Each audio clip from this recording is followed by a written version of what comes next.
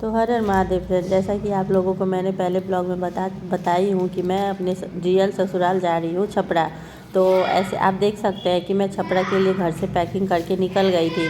वहाँ से निकलने के बाद मुझे मतलब घर के पास ही सामान बहुत ज़्यादा था, तो पैदल नहीं जा सक रही थी, इसलिए मेरे भाई ने टैक्सी मंगा दिया। तो मैं उसी में बैठ के जंक्शन के पास गई थी जहाँ पे मेरा गाड़ी आने वाला था। तो वहाँ पे मुझे बोला गया था कि 7 बजे आने के लिए, बट मैं 7:30 बजे गई थी, तब भी बस नहीं आया था।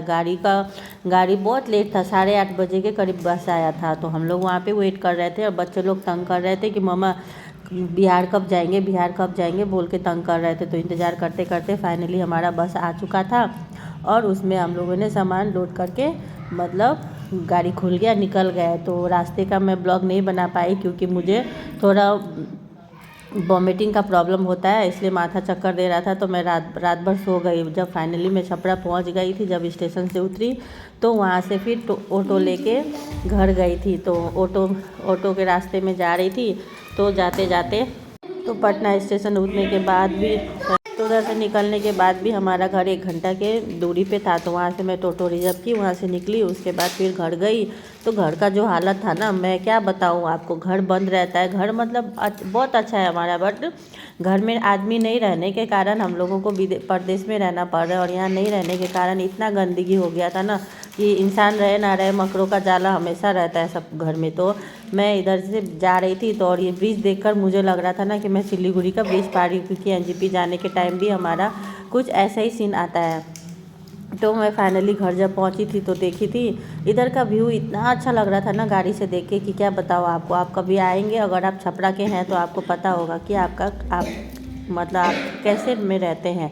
तो मैं फाइनली पहुंची थी वहाँ से, तो घर में गई थी, तो मुझे लगा कि मैं घर का साफ़ सफाई खुद ही कर लूँगी। यही सोच के तो मैं यही आई थी कि मैं खुद करूँगी, लेकिन घर खोलने के बाद हालत ऐसा था कि मुझे देख के डर लग रहा था। तो फाइनली ये ताला भी नहीं खुल रहा था, ऐसा जाम लगा था। तो बेचारा ऑटो वाले भैया ने ये ताला तोड़ खोल के एंटर कराया। मैं तो एंटर नहीं की थी, मैं चली गई थी उधर छोटी वाली चाची मतलब चचिया सास के घर में।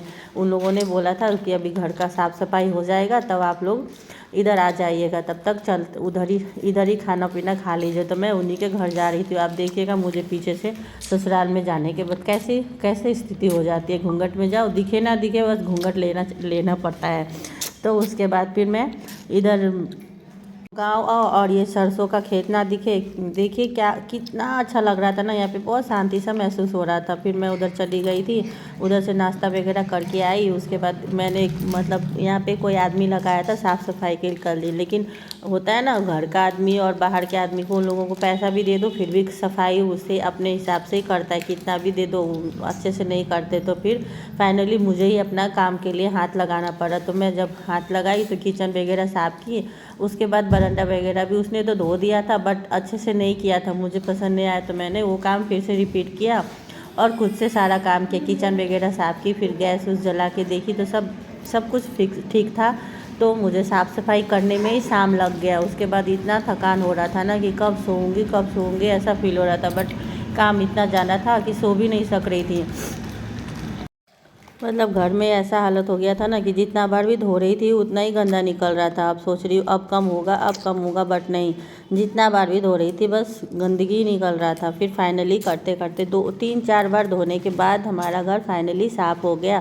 उसके बाद फिर मैंने क्या किया, चाय दूध मंगाया, फिर बेटे से दूध मंगाया। उसके बाद थोड़ा चाय वगैरह पी के थोड़ा दिमाग थोड़ा शांत हुआ। उसके बाद फिर थोड़ा रेस्ट की। उसके बाद आप देख ही सकते हैं कितना हद से ज़्यादा होता है। घर में बंद रहने से चलते ना यही होता है, लेकिन अब क्या करूँ, अपना घर होता है तो कैसा भी हो करना तो पड़ता ही है ना। तो देखिए तो हमारा ये ब्लॉग आपको कैसा लगा आप ज़रूर मुझे बताएंगे कमेंट में प्लीज़।